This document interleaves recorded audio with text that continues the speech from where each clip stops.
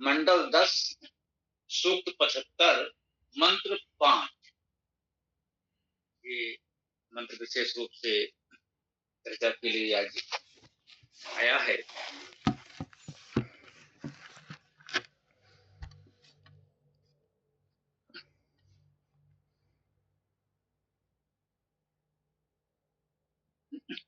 ओम इमं मे गंगे यमुने सरस्वती श्रुतोदृष्टोमं सचता परुषणया असिज्ञा मरुद्वृधे वितस्तयार्जीकीये शृणुहि आशुषोमया।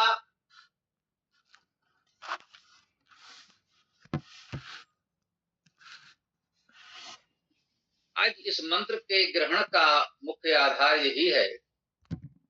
इसमें बहुत से शब्द एक साथ आ रहे हैं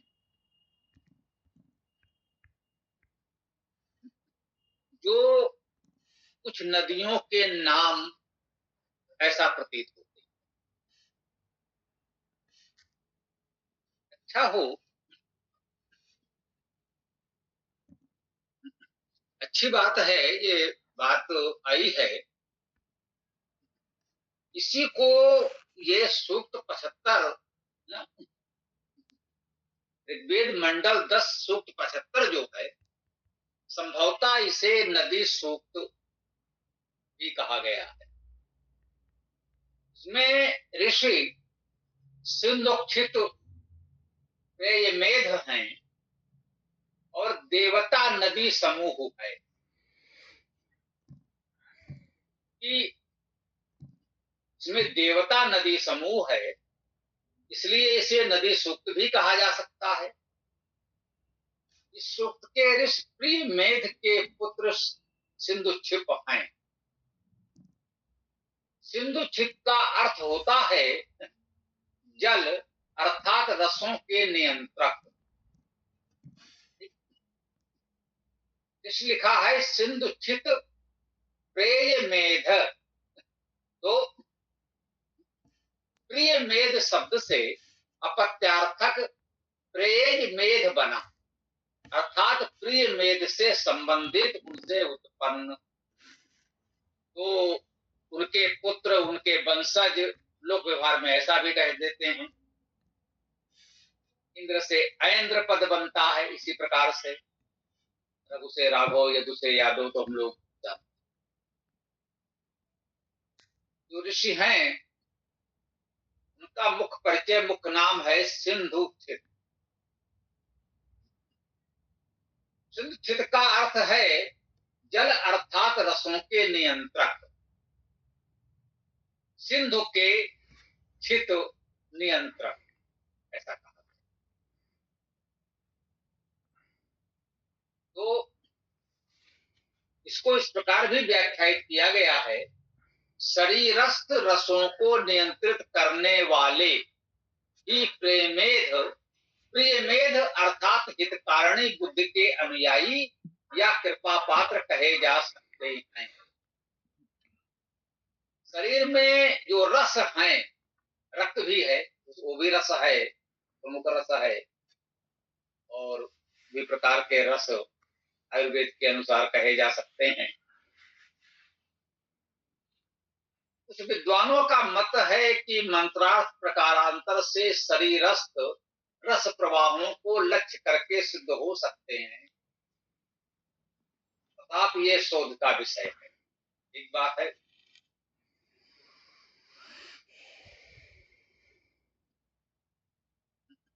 इसी को हम लोग ये कहते हैं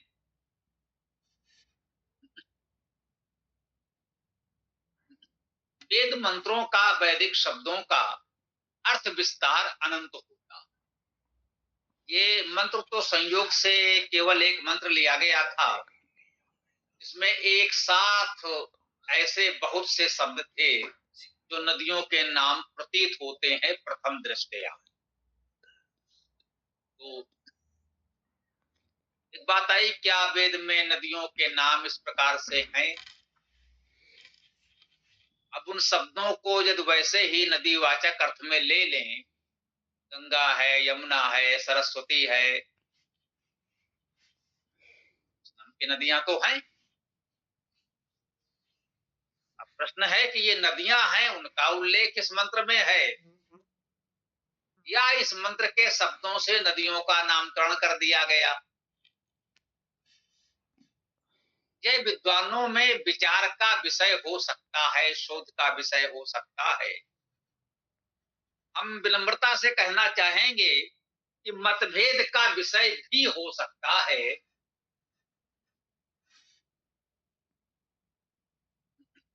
हम निरंतर अनुभव कर रहे हैं, आपसे कह रहे हैं कि वेद को अपनाना बड़ी बात है। आज की परिस्थिति में सबसे प्रमुख बात तो यही है कि हम लोग ये समझ पाए कि वेद विश्व का प्राचीनतम ग्रंथ है, हमारी संपूर्ण धर्म संस्कृति का मूल आधार है, तो हमें वेद को अपना, उनके नामकरण है। बात इतनी सी आएगी कि वेद मंत्रों से पूर्व क्या नदियों के ये नामकरण थे। हम लोग सामान्यता मानकर चलते हैं कि वेद जब आदिकालीन रचना है तो उसमें कोई व्यक्तिवाचक पद नहीं हो सकता, अर्थात ये शब्द किसी नदी के नाम नहीं हो सकते।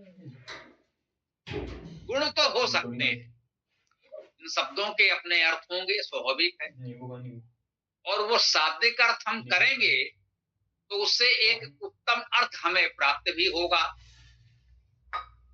अब जोड़ भी ले तो ठीक है, कह सकते हैं कि वेद के अनंत अर्थ हैं, अनंता वै वेदा। एक अर्थ ये भी सही, कोई बात नहीं, एक अर्थ ये भी स्वीकार कर लीजिए। ये नहीं कह सकते कि ये एकमात्र अर्थ है। अनंत अर्थों में एक ये भी हो जाए तो बहुत विवाद नहीं करना चाहिए, हम ये कहेंगे। यद्यपि वेद में व्यक्तिवाचक शब्द नहीं है, ये मौलिक सिद्धांत है, तो ये कहना कि उसमें गंगा किसी नदी विशेष के लिए आया है, ये तो ठीक नहीं है। इस शाब्दिक अर्थ करेंगे तो गंगा, इसमें दो दो गम धातु हैं, अर्थात बहुत अधिक गतिमान, अत्यंत वेग से प्रवाहित।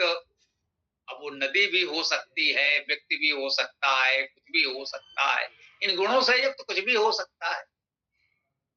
ऐसे यमुना में यम धातु है, यमन नियमन करना, यमन नियमन करने वाले,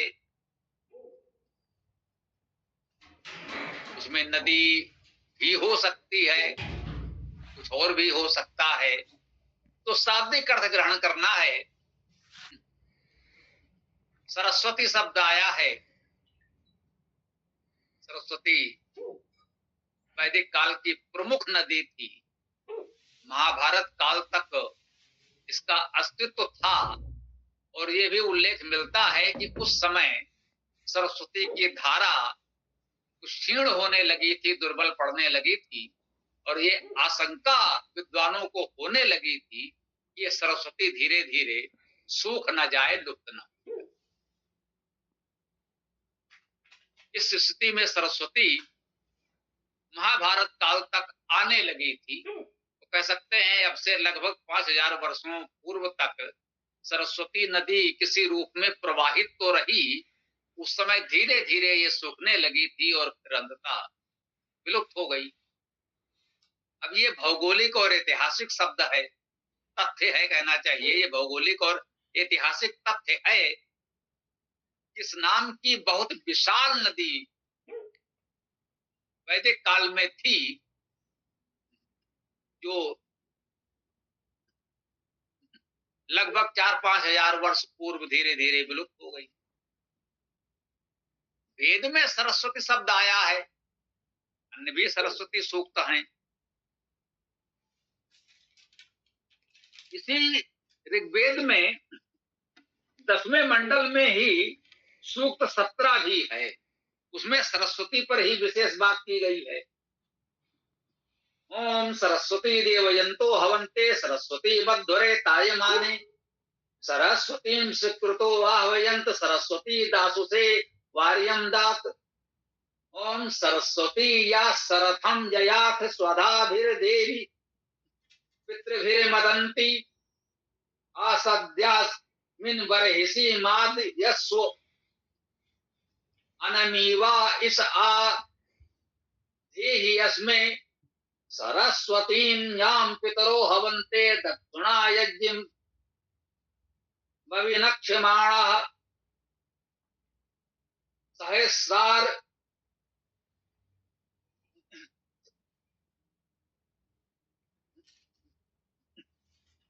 सहस्रार्ध मिलो अत्र भागम रायस्पोषम यजमाने सुधेहि।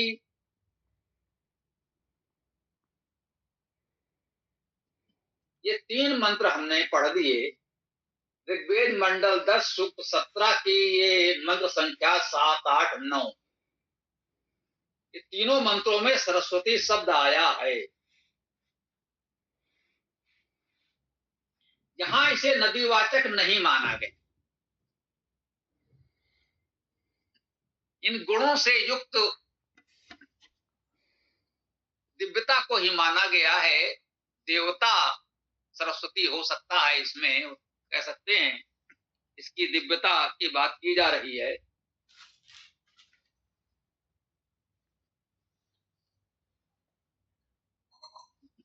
इसमें 7, 8, 9 इन 3 मंत्रों में देवता सरस्वती ही कहा गया है, जो भी हमने पढ़ दिया। यहाँ देवता सरस्वती है, अर्थात कहीं ना कहीं सरस्वती गुण की चर्चा हुई है। और आज के मंत्र में जो नदी सूक्त में है, उसमें एक साथ बहुत से पद आए जो नदीवाचक भी हो सकते हैं। उनमें सरस्वती शब्द बनेगा सराहवती। श्री धातु सरकना, चलना, बहना। सराहवती अर्थात प्रवाहमयी, जो बहुत वेग से, बहुत विशाल स्वरूप में प्रवाहित हो रही है, वो सरस्वती।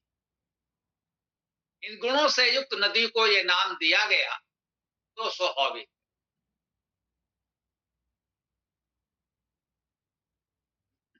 अभी ध्यान आया, किसी विद्वान ने सरस्वती को ये कहा कि लोक व्यवहार में आपने भी सुना होगा, सर सरोवर शब्द प्रचलित हो गए, जो कह सकते हैं छोटे जलाशय, तालाब के अर्थ में।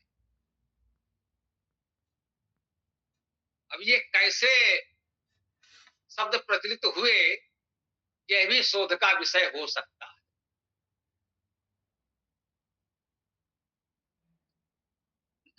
तो सरस्वती पद का अर्थ लोगों ने इस प्रकार भी करना चाहा कि सरावती वह बड़े बड़े सरोवर बनाती हुई चलती थी, प्रवाहित होती थी, इसलिए उसका नाम सरावती, सरस्वती किया।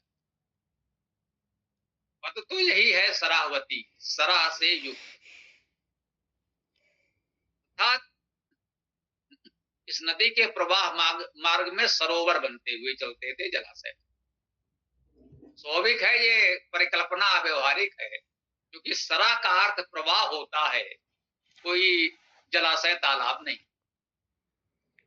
क्योंकि लौकिक अर्थ में सरा का अर्थ तालाब होता था, एक छोटे जलाशय होता था, तो मान लिया सरावती संभवतः इसलिए कहा गया होगा, उसमें बीच बीच में बहुत इस तरह के सरोवर, तालाब, जलाशय प्राकृतिक रूप से बनते, जो स्वाभाविक रूप से कहीं संभव।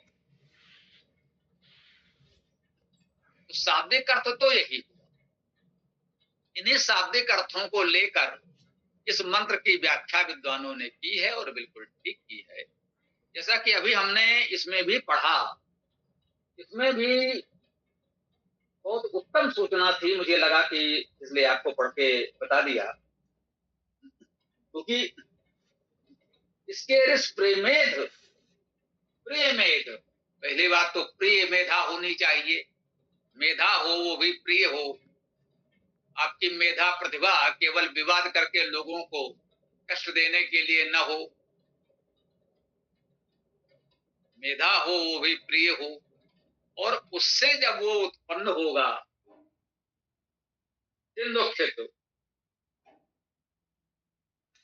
सिंधु का निवास, सिंधु का पालन रक्षण करने वाला वो इसका ऋषि होगा। और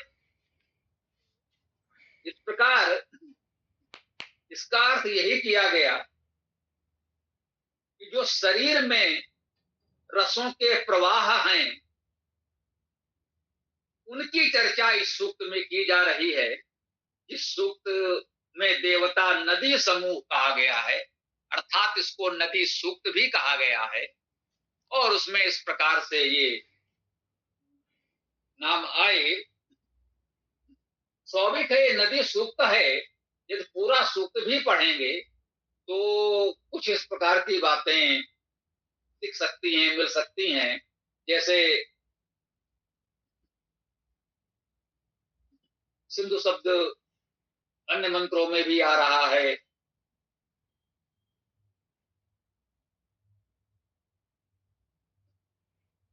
लोग सप्त सेंधवा की बात करते हैं, ये सिंधु सूक्त के प्रथम मंत्र में कहा जा रहा है, प्रसप्त सप्त त्रेधा ही चक्रमु।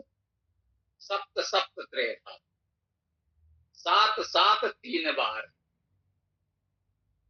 अब स्वाभाविक है ये 7 नदियों या 7 नदियों वाले प्रदेश से इसका कोई संबंध तो नहीं हो सकता, जैसा कि लोग कहना चाहते हैं।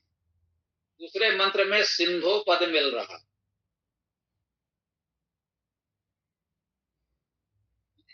तीसरे मंत्र में भी सिंधुर वदेति सिंधु शब्द मिला, चौथे मंत्र में भी सिंधु पद है। तो इस प्रकार से इस नदी सूक्त के मंत्रों में कुछ शब्द ऐसे मिल रहे हैं जो नदियों के नाम भी हमारी जानकारी में हैं। ये नाम कब पढ़े, कैसे पढ़े, एक अलग विषय है। 5वां मंत्र तो हम लोगों ने आज पढ़ा ही। छठे मंत्र में भी सिंधु पद है। तो स्वाभाविक है, इसी आधार पर कुछ लोगों ने कल्पना की होगी कि इस नदी सूक्त में किसी क्षेत्र विशेष की कुछ नदियों का उल्लेख है। परंतु इसका अर्थ करते हुए विद्वानों ने पूरी तरह स्पष्ट किया है, इमं में गंगे यमुने सरस्वती श्रुतुद्र स्तोमम सचता परुषणया। इसका अर्थ कर रहे हैं इमम। इमम का अर्थ है यह, इसको स्तोमम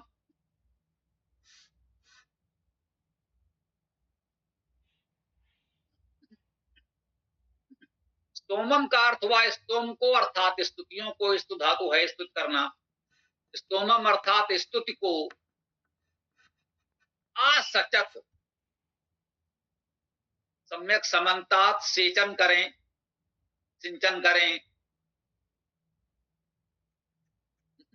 श्रृणु ही सुनो, सचता तो आया ही था, आगे श्रृणु भी आता है।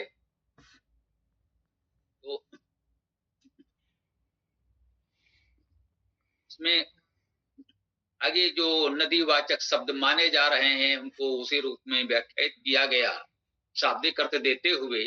गंगे अति गमनशील, देखिए हमने भी आपसे निवेदन किया कि गंगा में 2 बार गम धातु है, अर्थात अत्यधिक गमनशील, यही अर्थ किया है, ठीक है। यमुने, यमुना का अर्थ कर लें यमन करने वाले, यमनशील। सरस्वती, हमने कहा सरहवती, वेगवान, वेगवती। श्रुतुद्री, शीघ्र बहने वाली नदी, श्रुतुद्र का अर्थ। परुष्णया, पर्व वाली, पर्व युक्त नदी भी यदि कोई कहना चाहे तो अर्थ क्या हुआ परुष्णया का? पर्व युक्त। अब वो नदी हो या कुछ भी हो, पर्व युक्त। वितस्तया, वितस्तया का अर्थ हुआ विस्तार युक्त, विस्तार वाली। अब वो नदी हो, इन गुणों से युक्त कोई व्यक्ति हो, प्रकृति हो, कुछ भी हो सकता है। आर्य कीये, एक पद और आया है, ये अभी हम लोगों के लिए बहुत व्यवहार में प्रचलित तो नहीं है। तो आर्ज किए पद का अर्थ सीधे बहने वाली, रिजु, आर्जव, ये हम लोगों ने सुना है। रिज धातु मानेंगे सीधा होना, जिसे रिजु रेखा हम लोग कहते हैं, सीधी रेखा को। तो उसी रिज से ये आर्ज बना है। आर्ज किए सीधे, सीधे चलने वाली, सीधे बहने वाले भी कह सकते हैं। अर्ज की का अर्थ है सरलता लिए हुए, सरल, सीधा, सरल का अर्थ जो है कहते हैं ऋजु भाव है, सीधा भाव है, सरल भाव है। तो अर्ज कीजिए,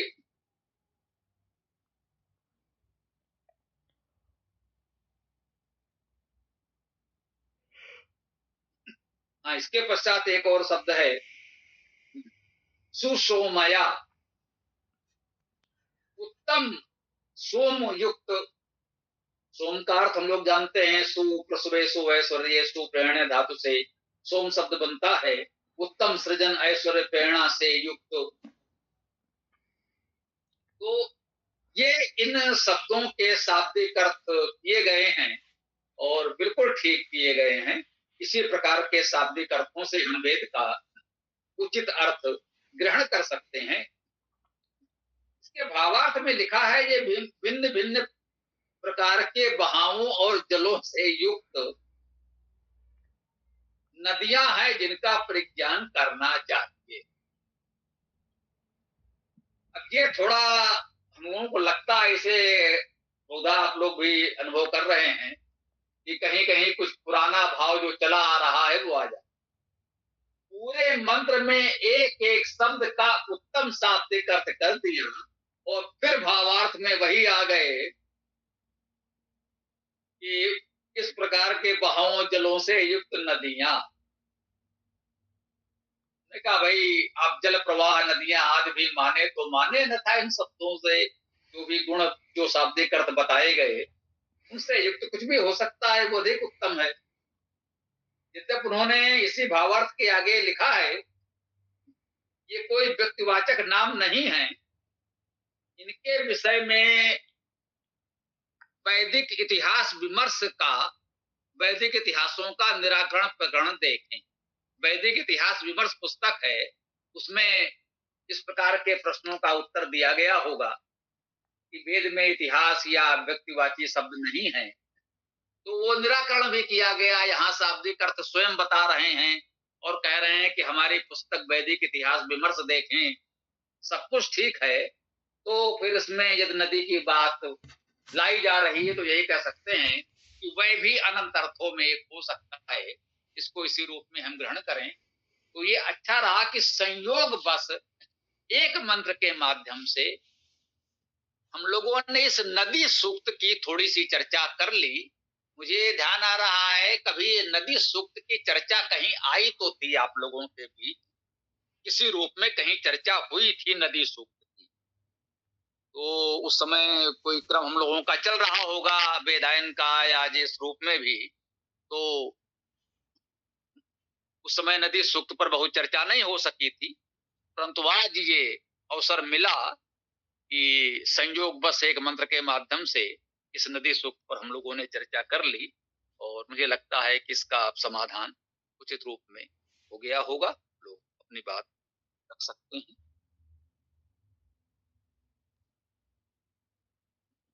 क्योंकि शब्द नद धातु से बनेगा और इसी नद धातु से नाद भी बनता है, ये भी जानते हैं। नाद ध्वनि से संबंधित भी है।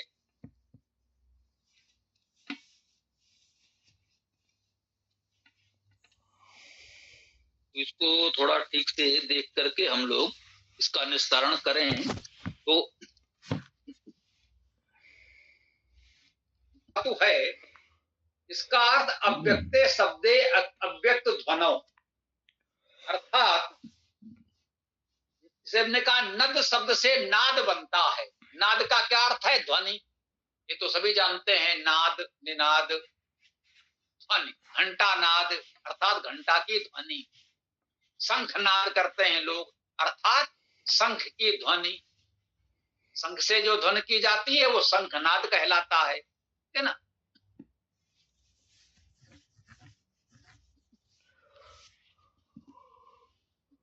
तो नद धातु का एक अर्थ तो ध्वनि है, ध्वनि करना।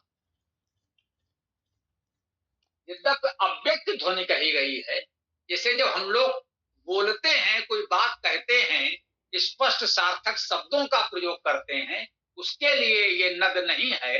वो नाद वही कहते हैं कि शंख बजा, ये तो पता चल रहा है कि शंख बज रहा है, लेकिन वो शंख बजाकर कुछ शब्द बोल रहा हो जिसका अर्थ समझ में आए, ऐसा नहीं। तो कहा गया अव्यक्त ध्वनि, जिसका कोई अर्थ समझ में ना आए, लेकिन ये तो लगे कि हाँ कोई ध्वनि आ रही है, उसको नद धातु से व्यक्त किया गया है।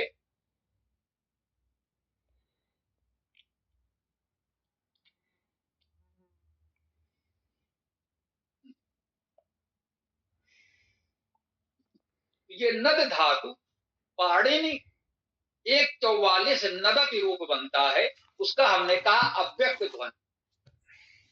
दूसरा नद धातु भी है जो पाणिनि के ही धातु पाठ में